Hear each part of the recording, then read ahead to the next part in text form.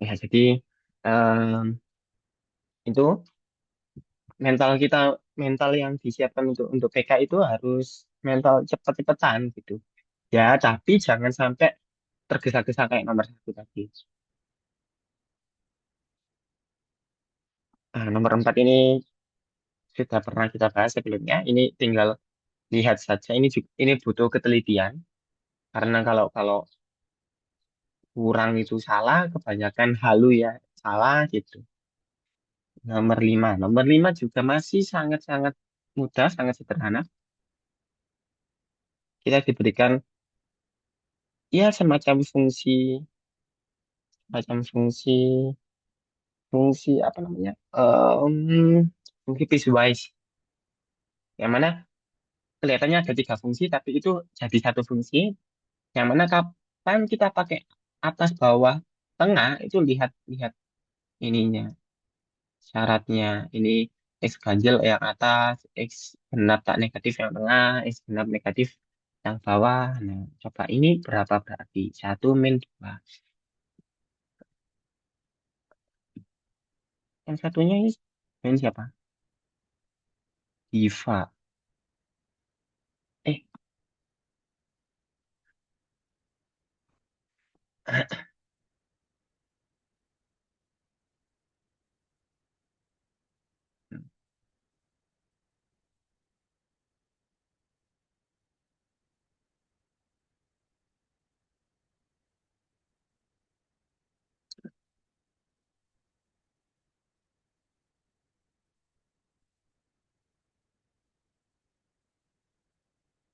oke oke.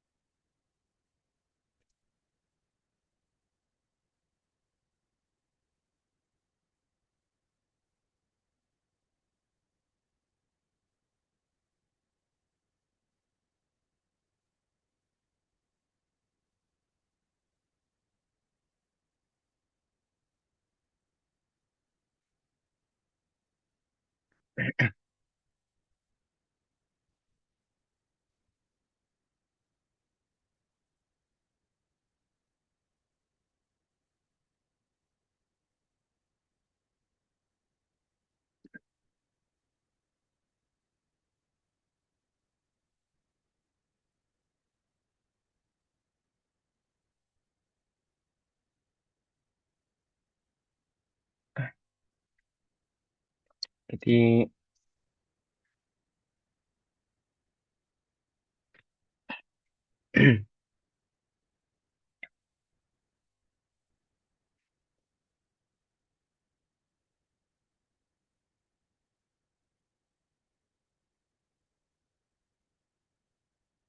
gimana?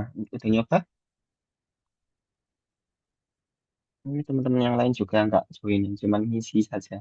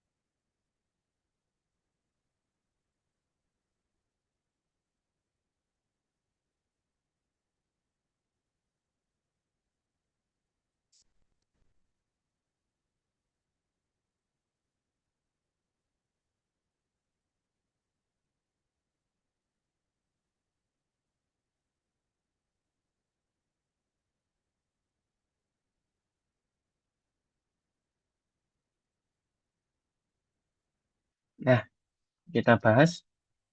Jadi, eh, ini juga sering,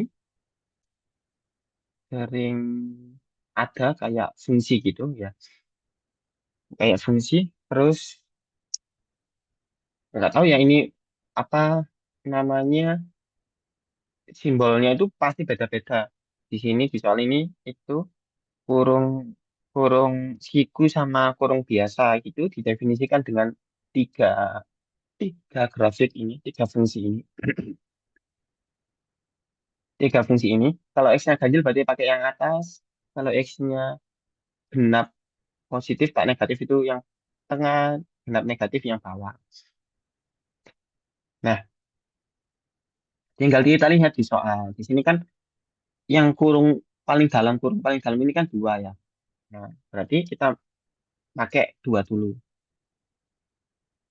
Nah, dua. Dua ini kan kategorinya yang mana? Tengah, atas, tengah, atau bawah. Dua ini genap, tak negatif. Berarti yang tengah. Berarti masuk aja ke tengah langsung. Dua kuadrat tambah dua per dua. 6 bagi dua, tiga. Berarti kan satu dikurangi tiga. Sama dengan min dua. Nah, min dua ini kan genap negatif. Berarti pakai yang bawah.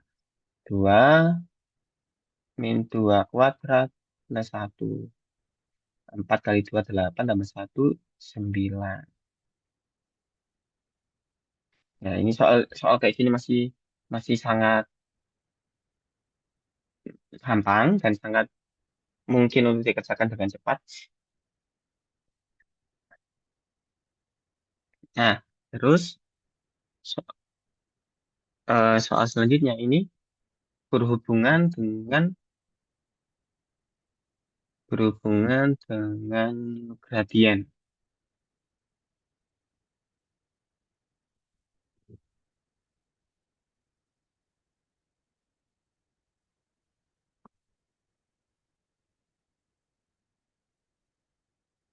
Berhubungan dengan gradien. Yang mana gradien itu materi fundamental juga ya, materi kelas 8 SMP, MTS, kok materi kelas 8. Terus ada beberapa soal yang tergolong aneh. Ya nanti nanti aja coba kita bahas teks yang ini dulu. Nah, jika grafik fungsi f(x) sama dengan 2x kuadrat min x min 1, gx-nya ini berpotongan di dua titik berbeda. Nah, kalau ada kata-kata berpotongan, hmm,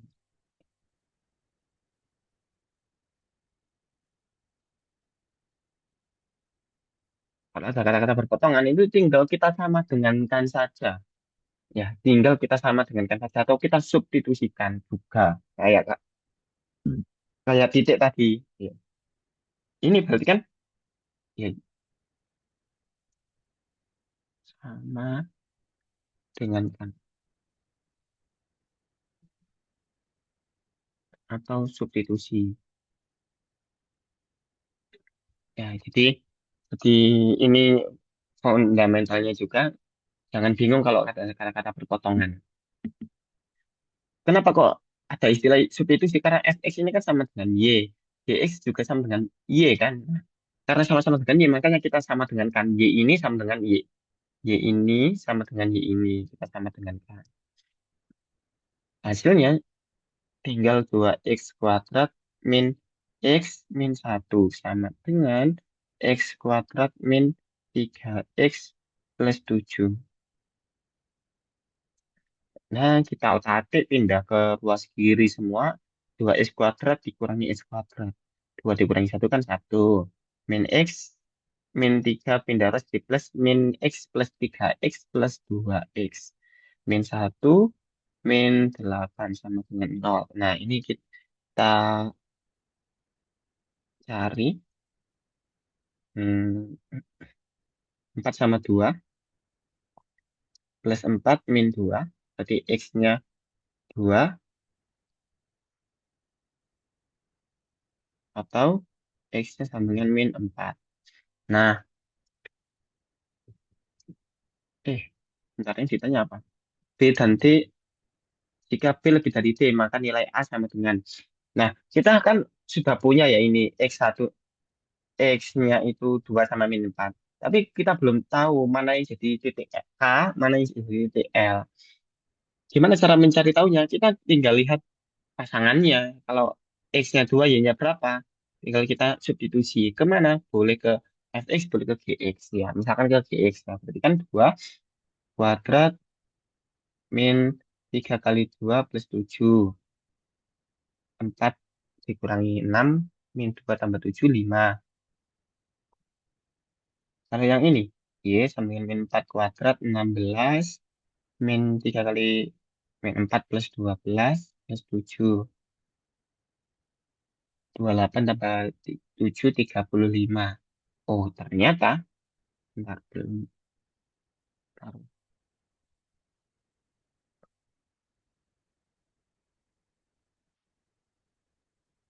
Nah, ternyata ini kan B sama D-nya kan lebih besar B daripada D. Berarti yang jadi K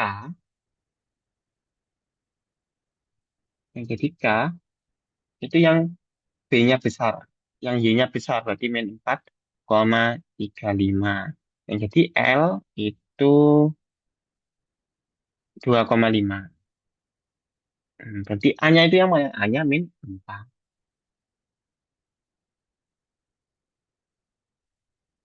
Ya, jadi kalau ada istilah berpotongan, itu ya langsung aja kita substitusikan.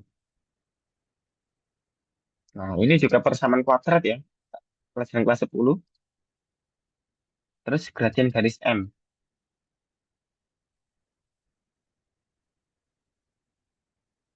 Nah, kenapa kok tiba-tiba ada M-nya ya? Gitu. M, gradien garis M. Nah, ini garis M melalui kedua titik tersebut. Jadi kalau kita ilustrasikan ya,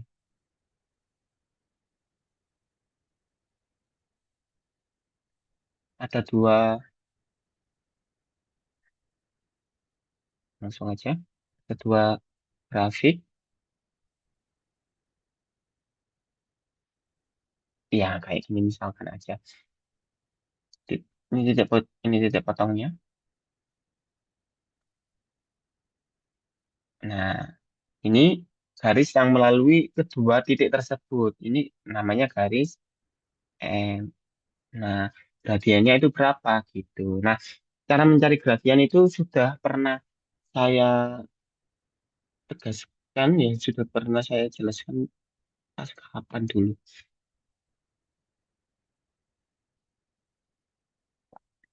Pernah kita jelaskan lagi.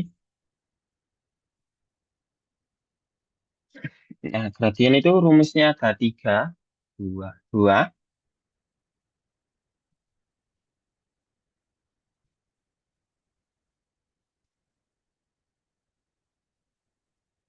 Cara mencari gradien.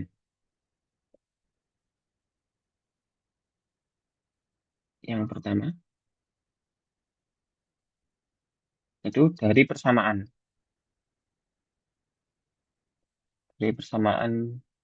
garis. Jadi persamaan garis itu harus diubah dalam bentuk Y sama dengan MX plus C. Ya.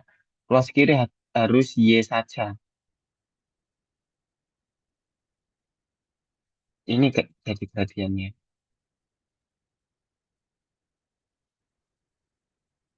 Itu. Kalau yang kedua, jika diketahui dua titik.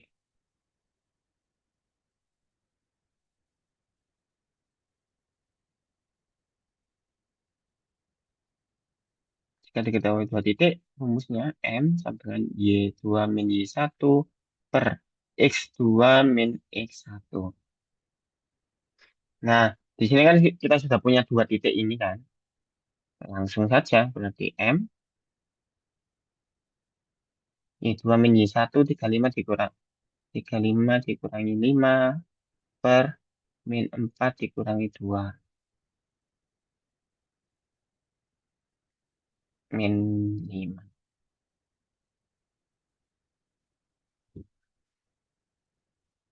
Terus nomor 8.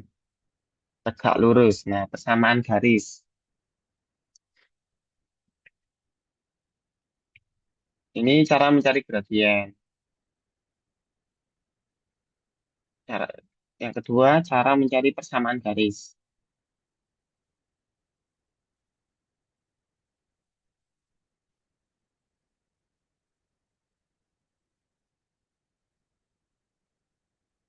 Persamaan garis lurus. Jadi kalau kalian mau buka-buka materi kelas 8, nama babnya itu persamaan garis lurus.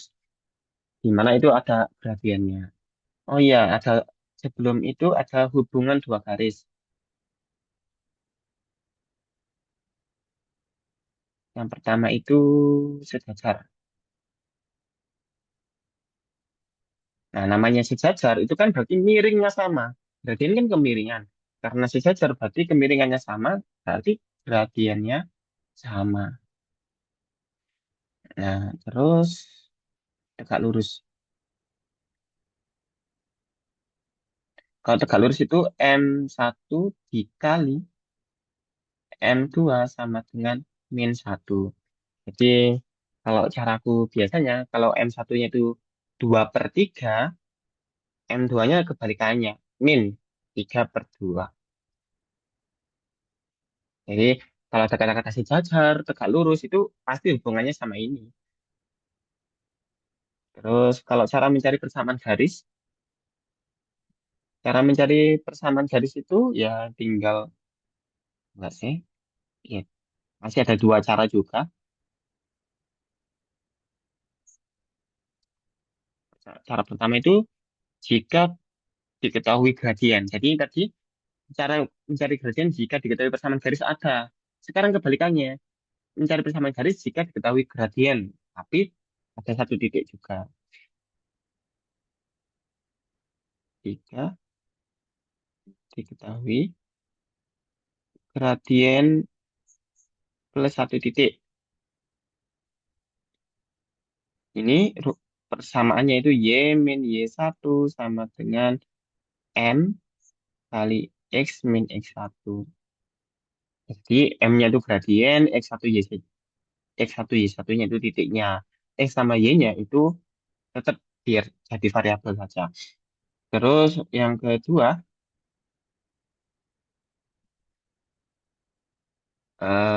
jika diketahui dua titik. Sama kayak latihan tadi, jika diketahui dua titik. Nah, rumusnya hampir mirip. X atau Y dulu, Y min Y1 per, kok X, Y2 min Y1 sama dengan X2, X min X1 per X2 min X1. Nah, ini secara singkat materi tentang gradien itu gini. Untuk mencari gradien itu ada dua cara, ada dua kondisi. Yang pertama jika diketahui persamaan garis, yang kedua jika diketahui dua titik, ada rumusnya masing-masing. Nah, terus jika garis itu ada kata-kata sejajar atau tegak lurus, ya berlaku rumus itu. Sejajar sama dengan tegak lurus, berarti kalau dikalikan itu sama dengan -1. Gimana kalau selain dua hubungan itu? Ya nggak ada. Nggak bisa kita tentukan berarti gradiennya. Nah, terus yang terakhir cara mencari persamaan garis lurus. Cara mencari persamaan garis lurus juga hampir mirip. Ada dua kondisi. Yang pertama jika diketahui gradien ditambah satu titik. Ya, gradien tambah satu titik. Kalau gradien saja nggak tahu kita. Kalau satu titik aja juga nggak tahu. Jadi harus gradien sampai satu titik. Rumusnya Y sama dengan Y min Y1 sama dengan M kali X min X1. Terus kondisi yang kedua jika diketahui dua titik. Nah, gitu. Nah, jika diketahui dua titik yang entah mencari gradien atau persamaan garis lurus, titiknya itu boleh ditukar. Misalkan yang atas ini kan X2Y2-nya kan X2Y2-nya kan K ya. Gimana kalau X2Y2-nya itu yang L? Boleh sama saja nanti hasilnya sama. Begitu juga kayak persamaan garis lurus, hasilnya juga sama. Nah, kita lanjut ke soalnya nomor 8.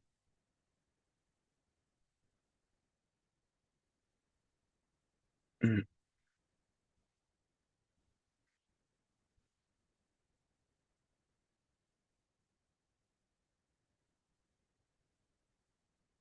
Jika garis Y,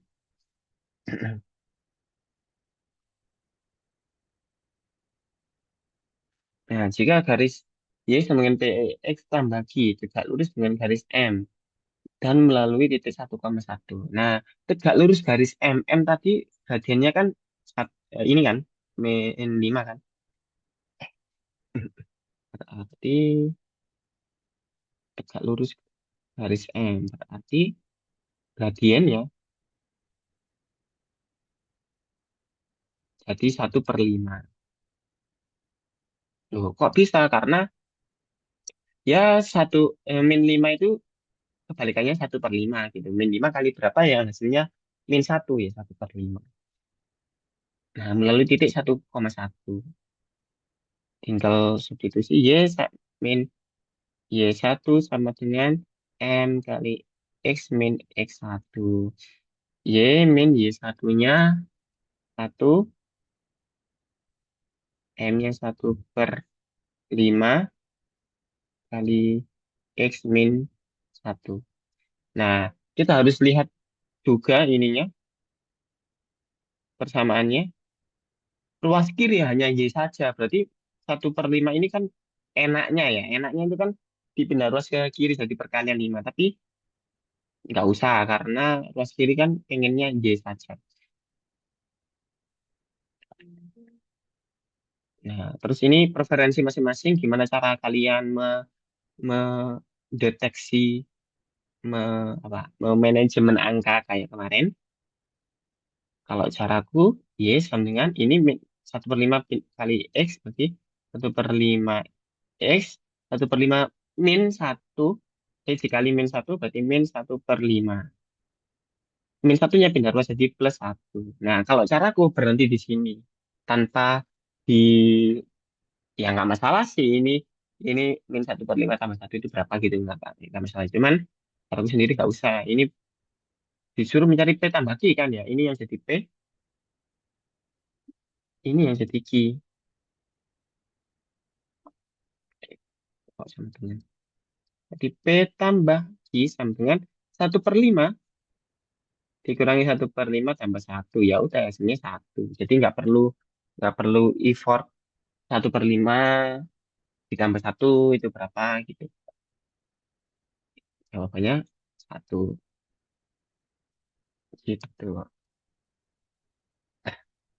Nah, dari 3 soal ini ada yang perlu ditanyakan. Ini tentang gradien, fungsi dan gradien. Coba sambil nunggu kalau ada pertanyaan tak lihatin soal selanjutnya. Oke. Nah, soalnya sama persis, tinggal ngubah aja variabel angka sama sejajar tegak lurus.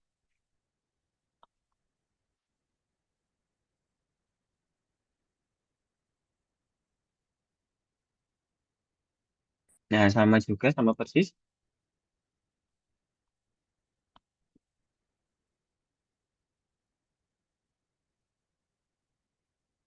Ini cukup ada beta karena yang ditanyakan hanya itu di sini. Ya, sama saja tapi nanti.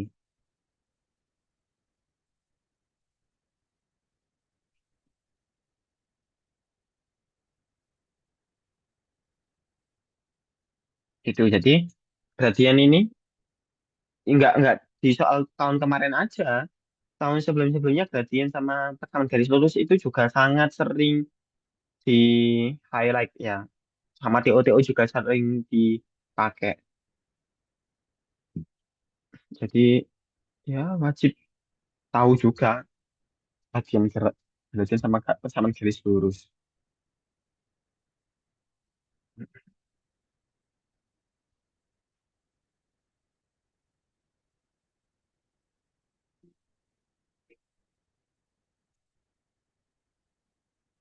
Mm-mm.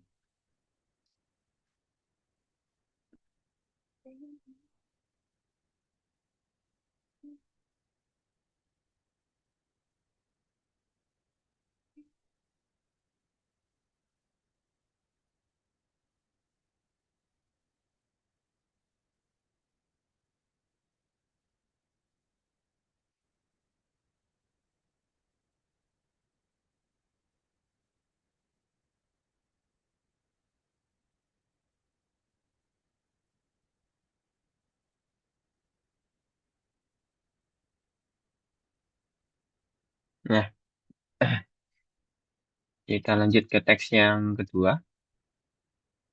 Ini lebih sederhana lagi karena tinggal tinggal ya analisis dari hambar saja.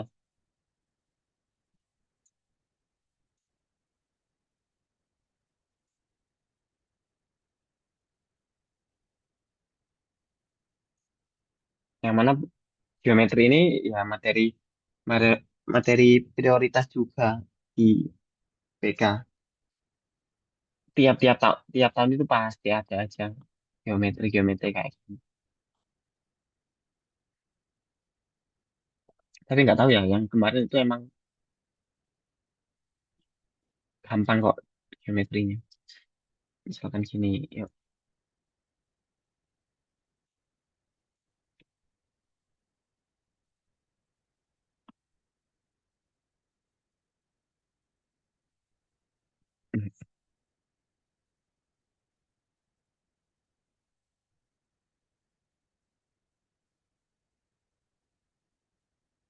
Suatu limas dengan volume 30 memiliki alas berupa daerah segitiga KLM. Nah, biasanya soal ini tuh antara limas atau kubus. Ya, antara limas, kubus. Prisma. Antara limas atau prisma. Tapi sama, ujung-ujungnya yang ditampilkan itu hanya alasnya saja. Nanti disuruh mencari tingginya, atau apanya gitu. Antara M dan KL.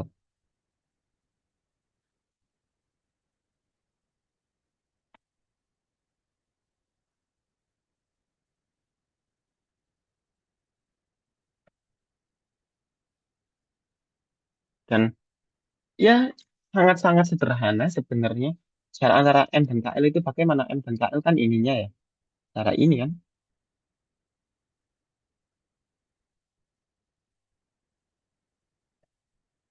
cara ini. Gimana cara mencari jaraknya? Nah, kita tinggal lihat aja. K sama L itu kan Y-nya kan 3 ya. 3. Y-nya sama-sama 3. Berarti garis ini itu di Y sama dengan 3. N-nya itu di Y sama dengan 8. Berarti antara 3 sampai 8 itu naiknya cuma 5. Ya udah, berarti jawabannya 5. Gitu saja. Jadi, eh nggak tahu ya, aku juga belum tahu apakah ada anak yang berpikiran yang ribet gitu, nggak tahu ya. Tapi cara paling gampang ya emang kayak gini saja, tinggal lihat Y-nya ini kan Y-nya 3, dua-duanya ini Y-nya 3, berarti 3 garisnya di 3, M-nya itu di 8, berarti 3 ke 8 itu 5, gitu saja. Terus luas daerah juga sama. Ini bisa bisa dengan cepat kalian ini. Aku kalau apa namanya bahas soal ini di bimbel ya langsung satu-satu aja gitu. Terus daerah KLN. Nah, M ini M ke KL ini kan sudah tingginya ya. Berarti alasnya mana? K ke L. Nah, K ke L juga sama, kita gesernya kanan kiri. Berarti kita lihatnya X-nya 2 ke 8. 2 ke 8 berarti 6. Nah, jadi luas daerah KLN berarti setengah kali 6 kali 5 gitu. Setengah kali 6 kali 5 3 kali 5 15. Udah. Gitu. Nah, cepet saja. Nggak perlu berlama-lama di satu soal.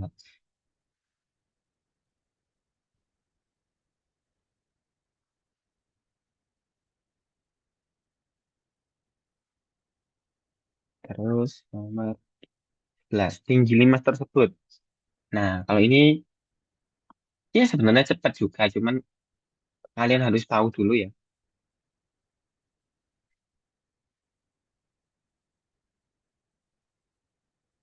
Kalian harus tahu dulu rumusnya limas sama prisma tentunya. Jadi kalau kalau eh biasanya kalau langsung aku praktekkan. Tapi coba sih, ini ada nggak? Hmm,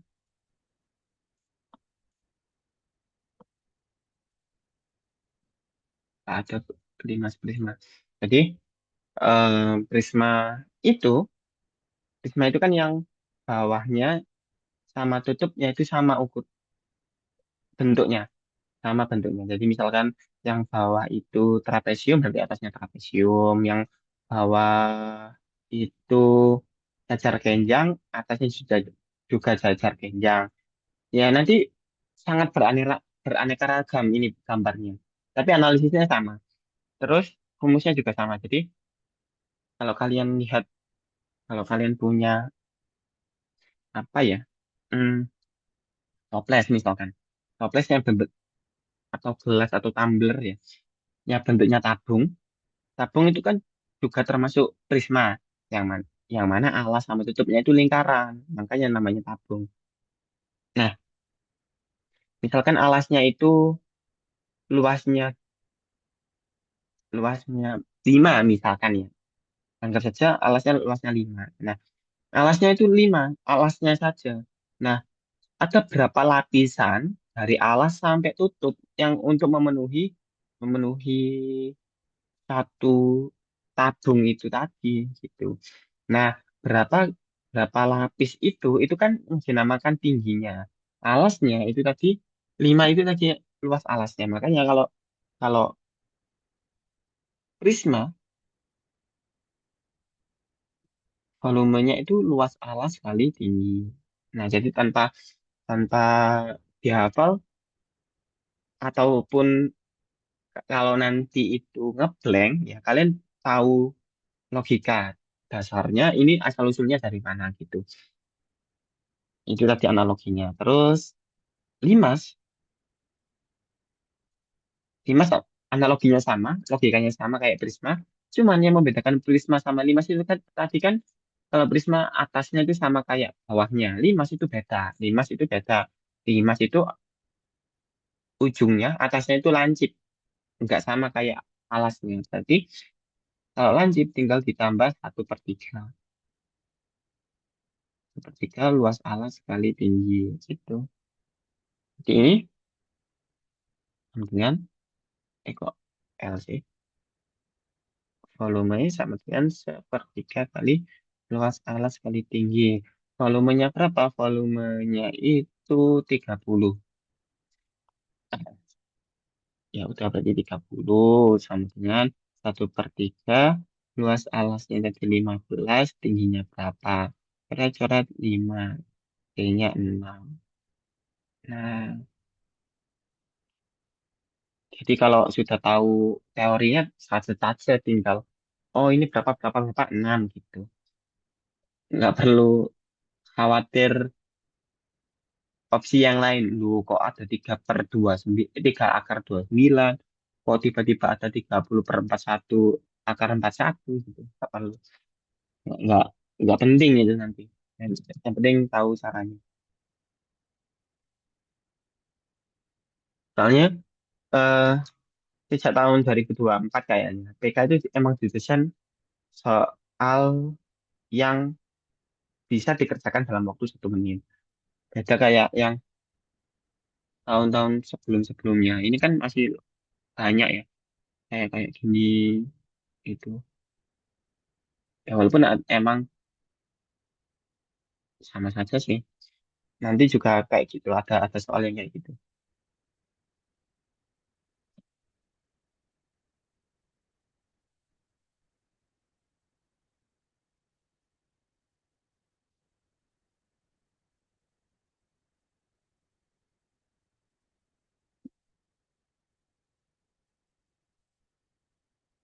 Hmm.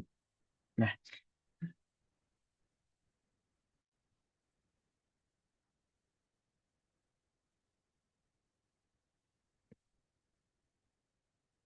terus itu ya, hmm,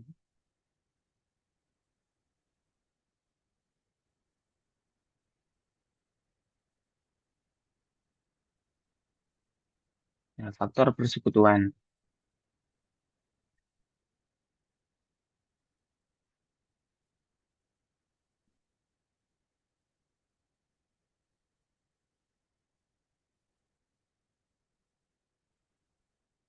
Nah, faktor persekutuan ini kan ya mirip kayak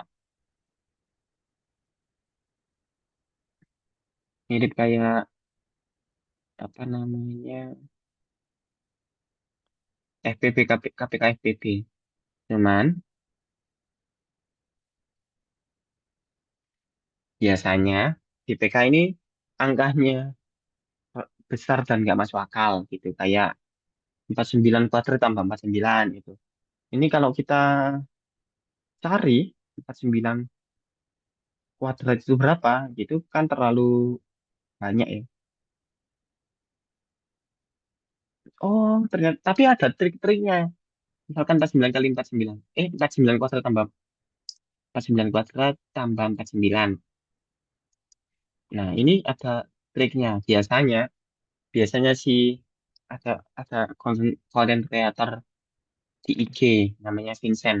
Vincent belajar 1 menit itu kan ada trik-triknya. Biasanya anak-anak ITB ya punya trik-trik untuk memanage angka biar nggak terlalu banyak, nggak terlalu besar gitu. Di sini kita punya 49 kuadrat ditambah 49. Nah, 49 kuadrat tambah 49 itu berapa? Ini kan sama aja kayak 49 kali 49 ditambah 49 kali 1 gitu kan ya. Artinya apa? Artinya yang depan ini kan ada 49 kali 49 ya. Yang belakang 49-nya cuma satu. Nah, berarti kalau ditambah itu ada 50 kali 49.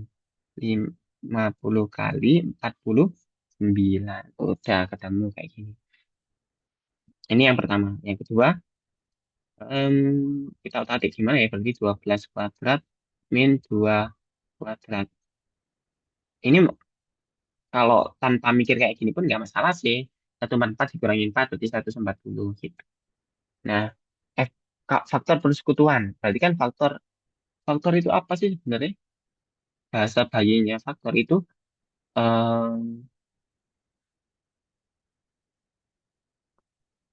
bahasa bayinya faktor itu apa? Bahasa bayinya faktor itu angka yang bisa membagi.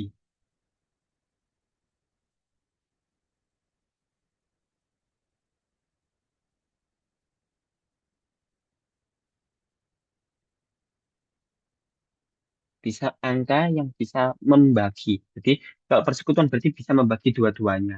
Nah, 49 kali 50 ini nggak perlu dijabarkan. Tetap kayak gitu saja nggak masalah. Kita lihat di sini 10. 10 bisa nggak membagi dua-duanya? Bisa karena ini masih ada nol, ini ada nol gitu kan. Jadi bisa ini faktornya 14. 14. 140 bisa sih dibagi 14, cuman 49 bagi 14 nggak bisa ya. 50 bagi 15, 14 juga nggak bisa ya. Udah nggak bisa. Terus,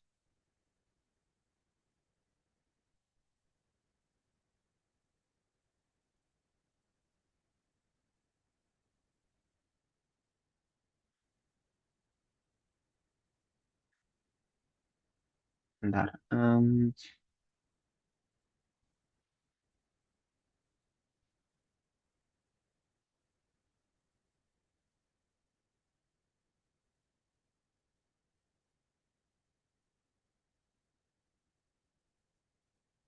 Nah, kita lanjut. Jadi, eh, 14 ini nggak bisa. Eh, bisa. Oh, iya. Lupa-lupa. Jadi, kita, kita ngeceknya gini ya. 49 dibagi 50 per 14. 49 kali 50 per 14. Dibagi 7 ini 7, bagi 7 ini 2. Oh, bisa. Ini bagi 2, 25. Nah, ini kan habis yang tengah, yang bawah. Berarti bisa. 140 dibagi 14 juga bisa. Berarti 2, iya. Terus 35. Nah, kalian juga harus ingat kalau soal kayak gini, ada triknya nggak semua harus dicoba satu-satu ya. Kalau satu benar, Kalau satu benar berarti kan kemungkinannya ada A, B sama E. Nah, kalau satu benar berarti kan kita ngecek lagi nomor dua. Kalau satu satu benar dua salah, berarti jawabannya langsung B. Selesai. Kalau kalau kalau satu salah, berarti kan jawabannya antara C sama D kan, dua dan empat atau empat saja. Kita tinggal ngecek nomor dua gitu. Kalau satu dua benar, berarti kan antara A atau E. Tinggal kita ngecek yang keempat. Yang keempat 50. 49 kali 50 dibagi 50 bisa. 140 bagi 50 nggak bisa. Berarti ini nggak bisa. Jadi jawabannya langsung yang satu, dua, tiga.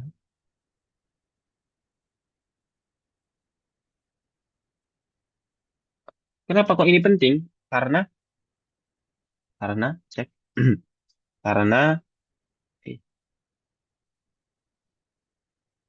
cek. Nah, karena eh, biasanya nomor tiga, pernyataan yang ketiga itu dibuat susah. Padahal emang pernyataan tiga itu tinggal ngikut nomor satu saja. Kalau satu benar, tiga benar. Kalau satu salah, tiga salah gitu. Makanya kadang itu pernyataan ketiga itu dibuat rumit gitu. Buat mengulur waktu mungkin kita nggak pernah tahu gitu. Jadi faktor persekutuan itu kayak gitu. Kalau angkanya besar sekali kayak 49 kuadrat tambah 49 kita pakai sedikit saja. 49 kuadrat juga itu sama saja kayak 49 kali 49. Ditambah 49 kali satu. Nah, jadi 49 ini kayak kayak variabel gitu. Variabel kan 3x tambah x itu sama dengan 4x gitu kan. Sama 49 kali 49 itu sama dengan 49. 49 kali 49 tambah 49 itu kayak gitu. 49-nya itu yang depan ini kan 49-nya itu ada 49 49 itu ada 49 kali. Yang belakang 49-nya ada satu kali. Berarti kan 49-nya totalnya ada 50 kali. Itu 49 kali 50 asal usulnya. Jadi lebih praktis daripada 49 kuadrat. Berarti 49 kali 49 pakai cara bersusun. Ya nggak apa-apa, cuman ujung-ujungnya nanti kan cari angka yang bisa membagi. Nanti lebih susah lagi gitu. Kalau bilangannya ribuan. Ya, bilang ya mental-mental kayak gini juga itu harus harus kalian punya gitu untuk menghantam PK.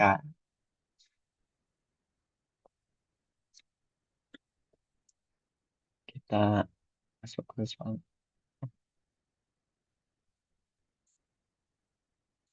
Semuanya harus bisa kebagi. Betul, betul. Karena judulnya itu faktor.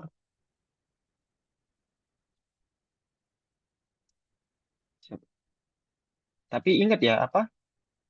eh 40 kali 49 kali 50 ini itu terhitung satu bilangan ya, 49 kali 50. Nah, tadi tadi aku sempat salah karena ini saya kira 49 kali 50 dibagi 14. Nah, 49 dibagi 14 nggak bisa, 50 dibagi 14 nggak bisa. Ternyata bisa gitu.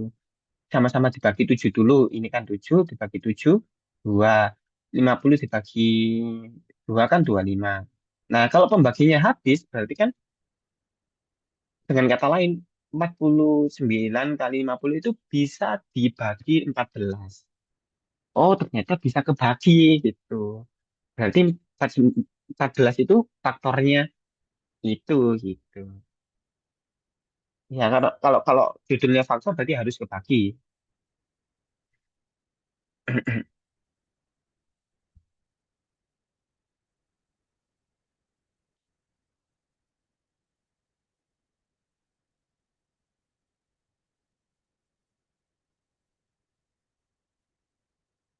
Nah, kita mulai ke soal-soal yang tingkat sulit ya.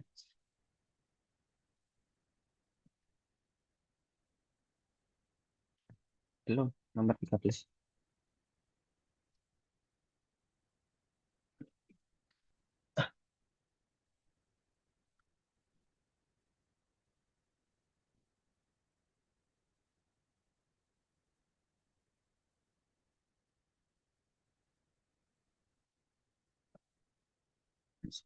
Jadi saya juga emang emang beberapa kali itu sering kali saya emang join ke kelas kelas gratis yang ada di X, yang ada di IG banyak karena untuk menambah referensi.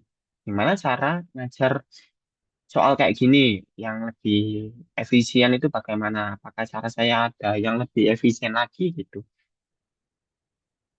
Ada banyak pelajaran yang bisa kalian ambil, saya ambil juga. Salah satunya ini tadi, cara cara menyederhanakan angka dan lain-lain. Nah, nomor 13. Ini pertidaksamaan kita dapat dapat eh, apa pertidak fungsi dan pertidaksamaan. Gimana cara mencari ini? Hmm, tergantung soal ya. Soal ini gampang. Di antara berikut nilai F di X sama dengan 3. Ini kan nggak perlu dipusingkan. X, nilai F di X sama dengan 3 itu sama aja kayak F3. Kita masukkan ke sini.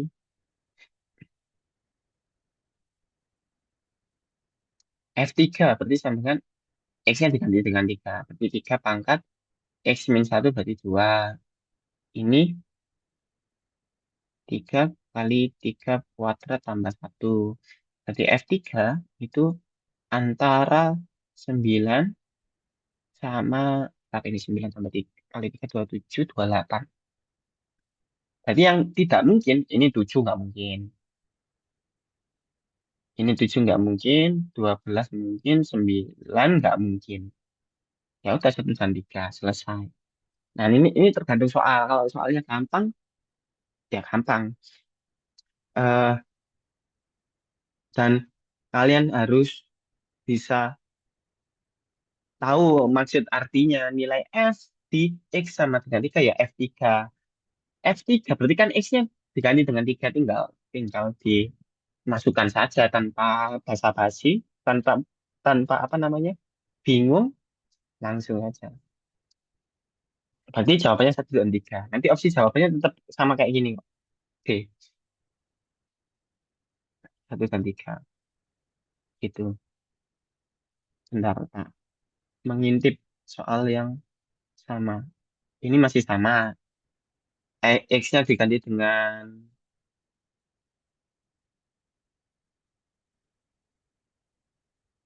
ini yang menarik.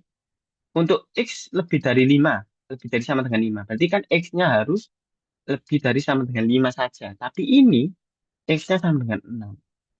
Nah, apakah yang terjadi nantinya? Hmm,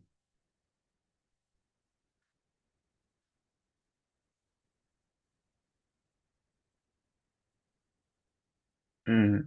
Coba sih, aku juga jadi penasaran. Gimana kalau ini? Tadi kan X-nya untuk X kurang dari 4 kan? 3 kan masih kurang dari 4. Jadi masih masih masuk akal. Coba kalau kayak gini, aku jadi penasaran.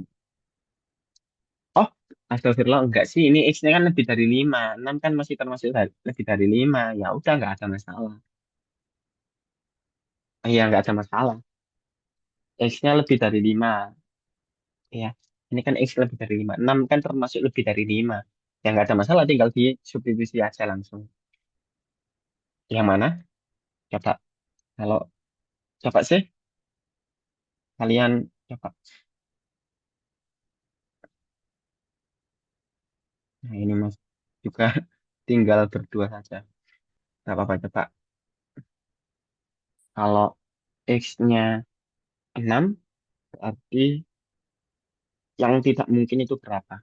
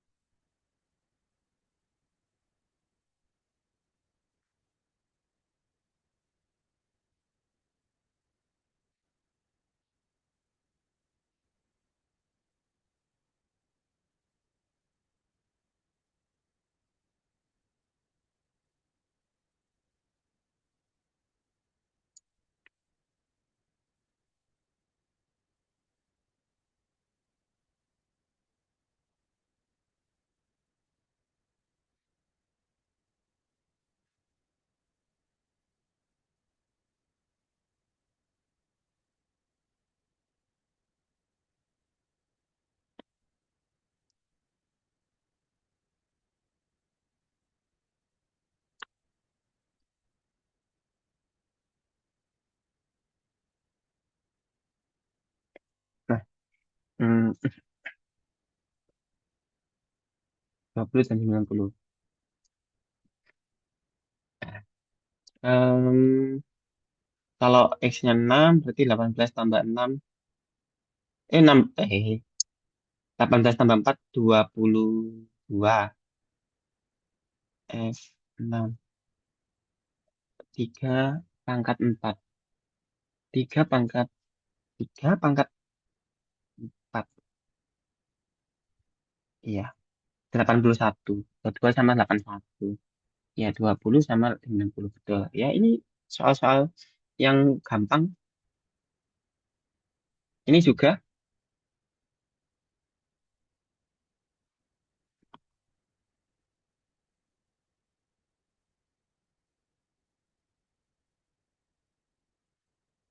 mm, mm.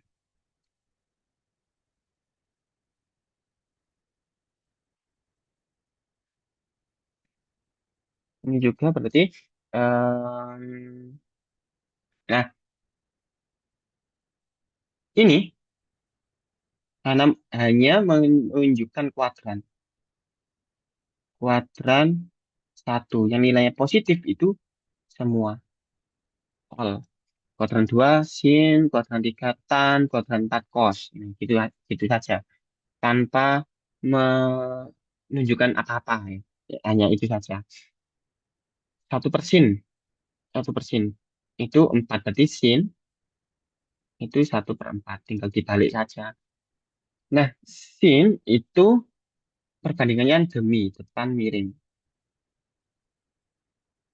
Ini depan, ini miring. Samping berarti pakai Pitagoras. 4 kuadrat dikurangi 1 kuadrat. Ya ini simple juga akar 15. Nah, tan berarti desa depan per samping. 1/akar 15. Benar. Kos. Kos itu samping per miring. Benar. Nah, emang harus ada kayak beberapa kali sesekali putus. Nah, kalau tan itu kalau kos berarti sama juga. Kos itu kan samping per miring, sampingnya akar 15/4 sama. Agak yang ketiga nggak perlu kita cek, nomor 4. Nah, nomor 4 itu trigonometri dari kuadran satu. Jadi kalian kalau kalau tahu trigonometri kelas 10 ya, trigonometri kelas 10 itu ada yang namanya sudut berelasi.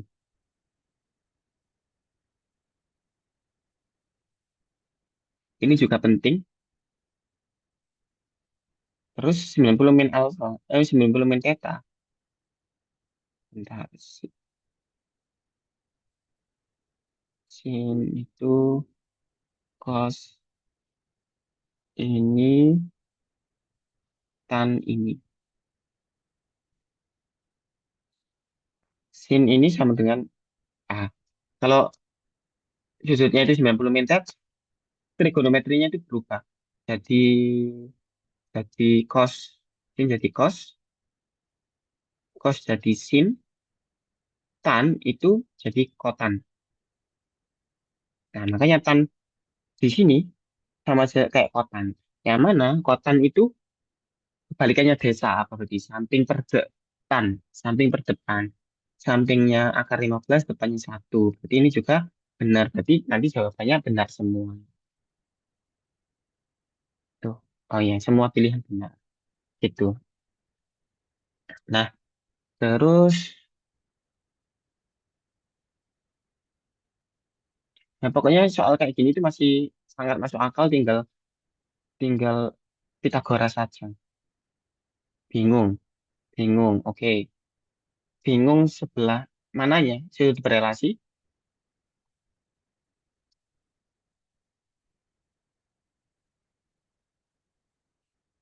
bingung bagian sudut berelasi.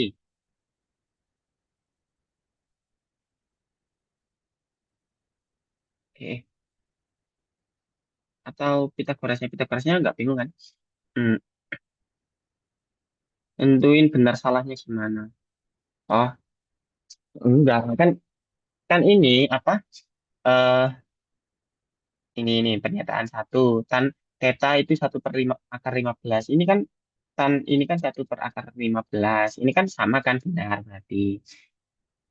Terus yang kedua tadi apa? Cos theta. Cos itu kan samping per miring, samping per miring. Sampingnya kan ini kan akar 15. Ya, samping kan akar 15, miringnya itu 4 akar 15 per 4. Bentar ya.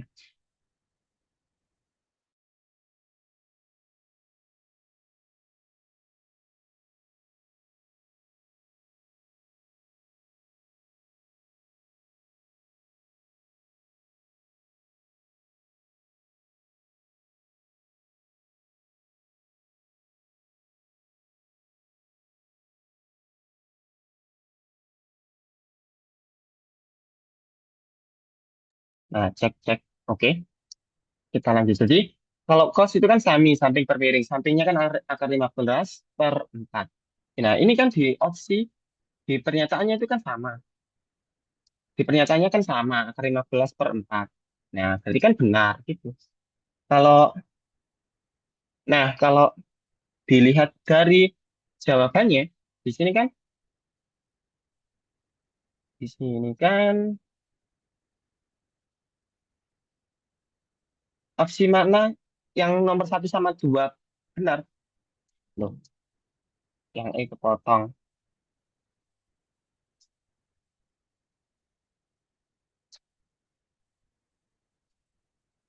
Opsi mana yang satu dan dua benar?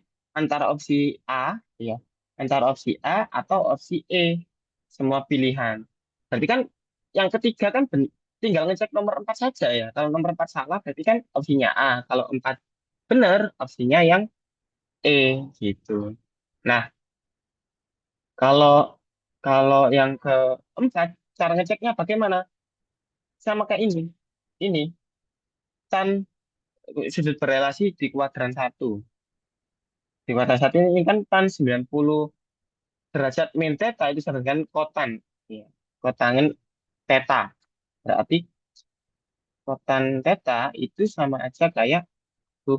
Bentar, cek suaranya hilang apa? Cek,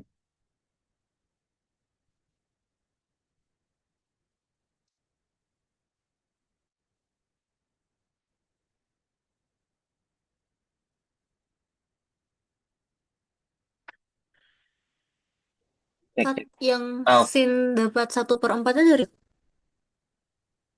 sin 1/4. Oke. Sin 1/4 ini di soal.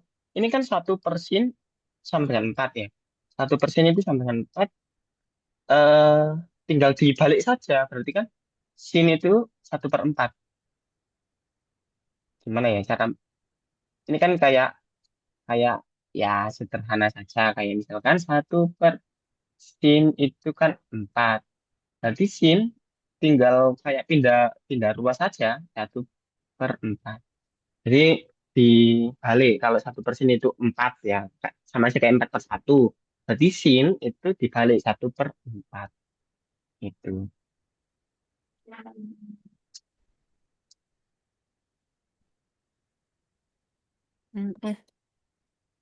Nah, kotan juga sama ya. Kotan itu kan 1 per tan ya.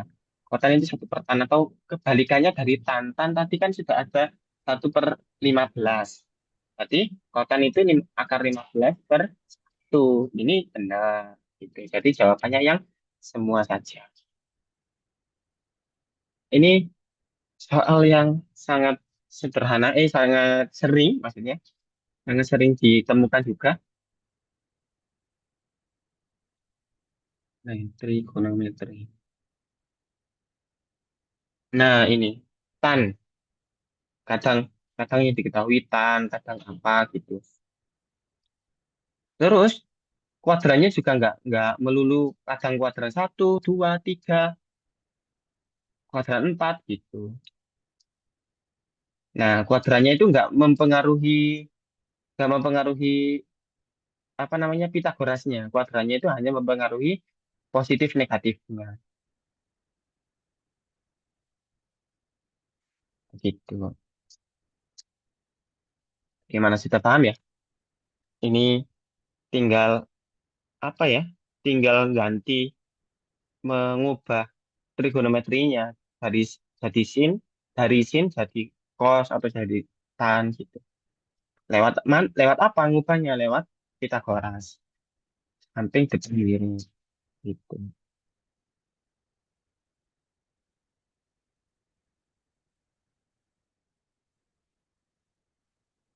Mm, mm.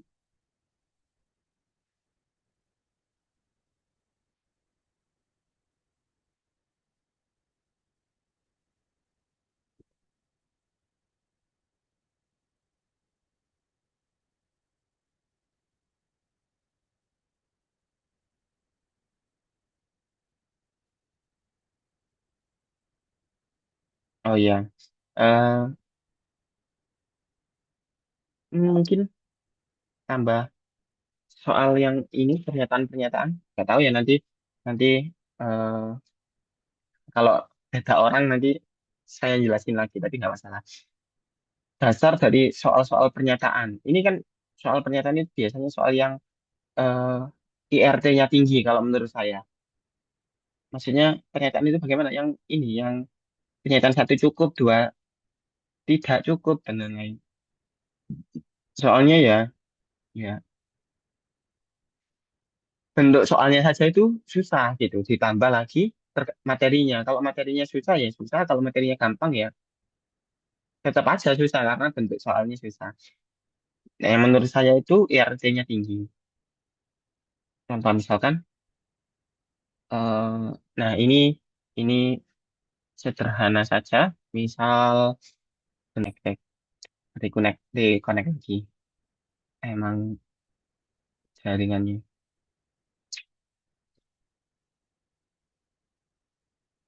Nah, sedikit lagi mumpung mumpung kamu nyimak ya, karena jarang ada yang nyimak biasanya. Nggak tahu ya, kamu sudah bisa atau belum, tapi ini ada beberapa cara versi saya. Gimana kalau misalkan menghadapi soal yang ada pernyataan-pernyataannya, misalkan kayak gini, ada soal, apakah X min X plus Y kurang dari nol? Aduh, ini cek dikonek lagi kah? Bentar, tak ganti jaringan dulu.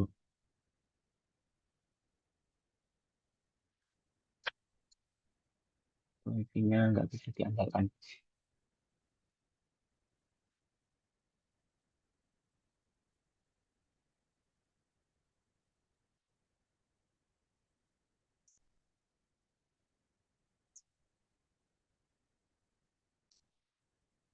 Cek, cek, cek. Nah, cek. Nah, eh, apakah X tambah Y itu kurang dari nol? Ya, pertanyaan itu. Kayak gini pertanyaannya. Terus, eh, ada pernyataan satu. X kurang dari X kurang atau X lebih dari 3 dan Y lebih dari 5. Nah, menurutmu ini bisa nggak? Cukup atau enggak untuk menjawab pertanyaannya? Kan pertanyaannya apakah X tambah Y itu kurang dari nol. Terus pernyataan pertama itu X lebih dari 3 dan Y lebih dari 5. Apakah ini bisa atau enggak gitu? Cukup nggak kira-kira?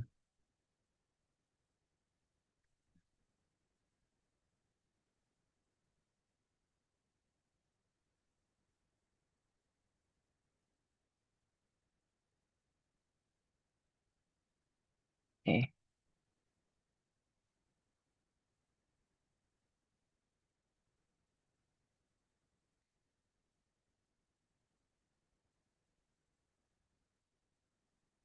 tidak cukup. Kenapa kira-kira kok tidak cukup? Kira-kira kenapa?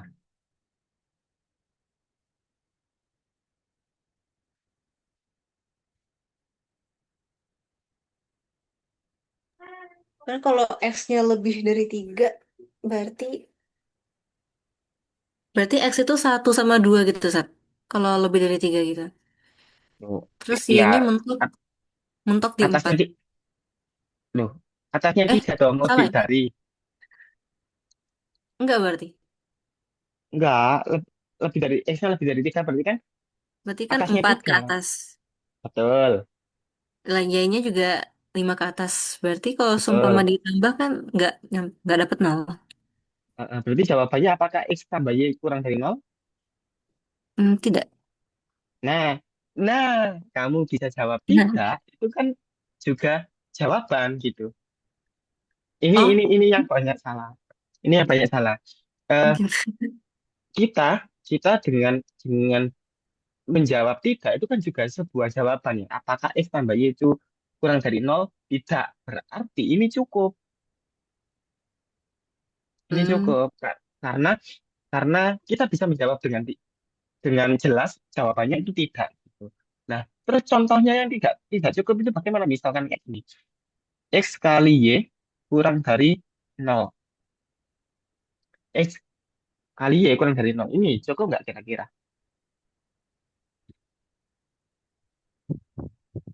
Enggak. Kenapa? Enggak tahu X-nya berapa. Y-nya berapa nggak tahu. Ya dari tadi pernyataan pertama X-nya Oh, juga berarti nggak tahu cukup. Y-nya. Nah, Gimana sih? nah, pernyataan satu juga kita kan nggak tahu ya X-nya berapa, Y-nya berapa. Yang penting X-nya itu lebih dari 3, yang penting Y-nya itu lebih dari 5. Tapi kan nggak tahu kan X-nya kita berapa. Nah, pernyataan dua, apa yang membedakan? Ini kan X kali Y kurang dari 0. Berarti X kali Y itu kan negatif ya. Untuk menjadi negatif, kalau perkalian, berarti kan salah satunya itu harus negatif. Nah, kita ambil contoh. Nah, kalau di matematika, ambil contoh itu lebih enak itu kalau ekstrim yang ekstrim ke kanan atau ekstrim ke kiri. Contoh pertama, eh, jika kan bisa aja X-nya 1, Y-nya -10 misalkan. Ini kalau dikalikan kan negatif ya. Kalau ditambah, Iya, ditambah. Negatif. berarti apakah X tambah Y kurang dari 0? Ya. Ya, jawabannya iya. Oh. Kemungkinan kedua, kalau X-nya yang -1, Y-nya yang 10. Ini kan kalau dikalikan negatif juga, tapi kalau ditambah Positif. positif. Betul. Berarti apakah X tambah Y itu kurang dari 0? Tidak. Nah, artinya apa? Artinya apakah X tambah Y kurang dari 0? Bisa ya, bisa tidak. Beda sama kayak pernyataan satu. Kalau pernyataan satu kan jawabannya pasti tidak. Nah, tidak gitu kan. Pernyataan dua, bisa ya, bisa tidak. Berarti kan belum cukup. Gimana, masih bingung? Ini agak tricky. Banget, banget. Soal kayak gini tuh agak tricky karena eh, itu tadi kesalahan pertama orang itu kalau kalau tidak ya jawabannya tidak. Oh berarti belum cukup. Padahal kita jawab tidak itu juga termasuk jawaban cukup juga gitu. Nah terus kesalahan kedua orang itu nggak nggak mengecek kemungkinan yang lain. Misalkan kayak ini tadi X kali Y kurang dari 0. Nah, misalkan X-nya -1, Y-nya 10 gitu. Kalau ditambah atau misalkan X-nya 1, Y-nya -10. Kalau ditambah negatif dia, oh berarti cukup juga. Padahal enggak, padahal belum tentu. Harus ngecek kemungkinan yang kedua gitu. Kalau X-nya negatif, Y-nya positif itu kan ya ya ini kan. beda lagi jawabannya tidak. Jadi kan belum cukup gitu. Kalau pernyataan tersebut masih belum jelas jawabannya antara iya atau tidak, atau bisa iya, bisa tidak, itu ya berarti belum cukup. Kalau nomor satu kan beda ya, nomor satu kan X-nya pasti positif karena pasti lebih dari tiga, berarti pasti positif. X-nya pasti positif, Y-nya juga pasti positif. Kalau positif tambah positif itu pasti positif, nggak mungkin jadi negatif. Makanya jawabannya itu pasti tidak. Gitu. Apakah X tambah Y itu kurang dari nol? Pasti tidak. Berarti kan cukup. Gitu. Kalau nomor dua itu kan belum pasti ya, belum pasti tidak, belum tahu gitu. Berarti belum cukup. Gitu. Sangat-sangat tricky ini soal. Mm-mm. Nah, eh, sebenarnya masih ada satu tipe soal lagi yang kayak gini pernyataan. Yang mana eh, yang ditanya itu bukan pertanyaannya bukan apakah, tapi besaran. Misalkan yang ditanya itu misalkan yang ditanya itu luas misalnya.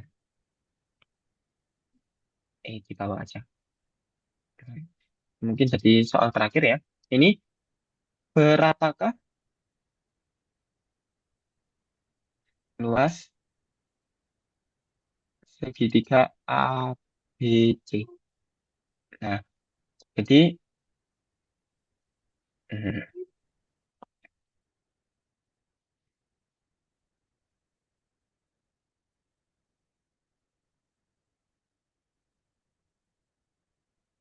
misalkan gini.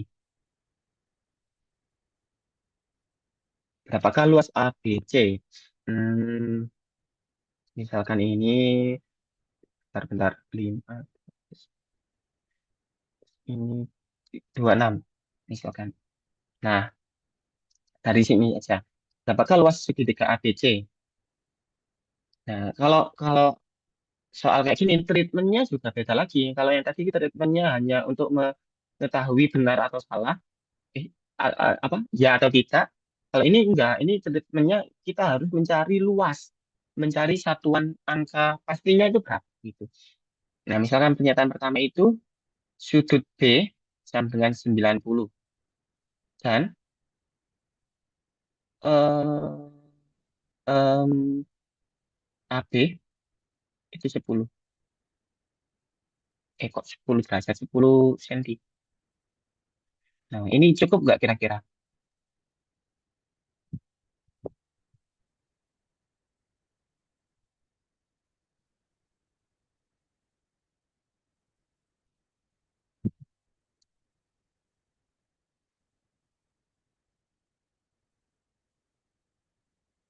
Cukup. Betul, betul, betul. Ini cukup karena eh, ya bisa bisa pakai pakai Pitagoras kan nantinya. Nah, soal kayak gini, treatmentnya sedikit berbeda, tapi caranya hampir sama. Kita harus menerjemahkan dulu soalnya. Luas Pak, segitiga ABC berarti luasnya kan setengah kali alas kali tinggi. Alasnya itu yang mana? Alasnya itu yang ini misalkan. Ini tingginya itu ya. Atau enggak sih, tergantung sih.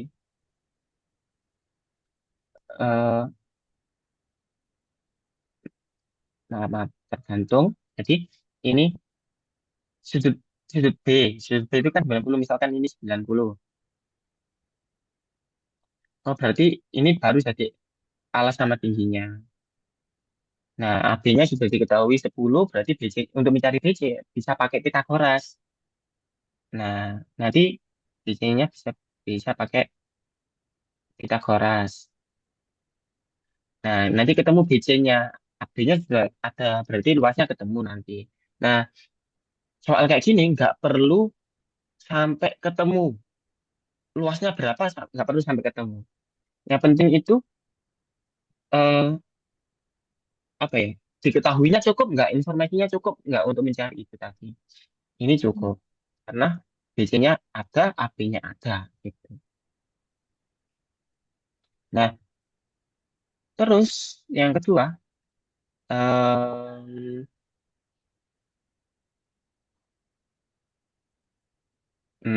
misalkan AB-nya, AB-nya ya random saja wis 15, DC-nya 20. Cukup nggak kira-kira? Cukup. Kenapa cukup? Nah, diketahui semuanya kan AB-nya, BC-nya. Mm-mm. Terus kalau diketahui semuanya berarti, Emang bisa nggak cukup? nah, Semuanya. cukup, benar cukup. Cuman, nah ini juga butuh keluasan kita, eh, keluasan materi kita. Nah, ternyata luas itu nggak hanya rumusnya setengah kali alas kali tinggi gitu. Kadang itu ada yang berpikir, oh kalau ketiga sisinya ini 15, ini 20. Ini belum cukup. Kadang itu ada yang berpikir ini belum cukup karena kita nggak tahu alasnya berapa, tingginya berapa. Kita untuk mencari tinggi kan berarti kan harus narik garis lagi kan kalau kalau sudutnya itu bukan 90 derajat. Nah, itu kan kadang ada yang berpikir kayak gitu. Padahal masih ada rumus luas jika diketahui tiga sisi. Setengah, bukan setengah, akar. Akar S kali S min A kali S min B kali S min C. Nah, S itu apa? S itu setengah keliling A tambah B tambah C. Nah, ternyata masih ada rumus yang lain selain alas kali tinggi, setengah kali alas kali tinggi. Nah, itu kadang kadang orang yang nggak ngeh gitu. Jadi harus memperbanyak, memperluas materi gitu. Ini coba. Nah, ini dua ini tuh dasar dasar dari pernyataan pernyataan cukup nggak cukup. Nah, misal, gimana kalau misalkan pernyataan satu nggak cukup, dua nggak cukup, harus masuk ke step yang ketiga.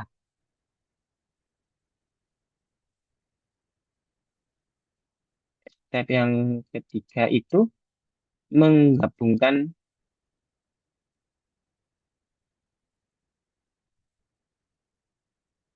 dua pernyataan. Nah, harus digabungkan dua pernyataan.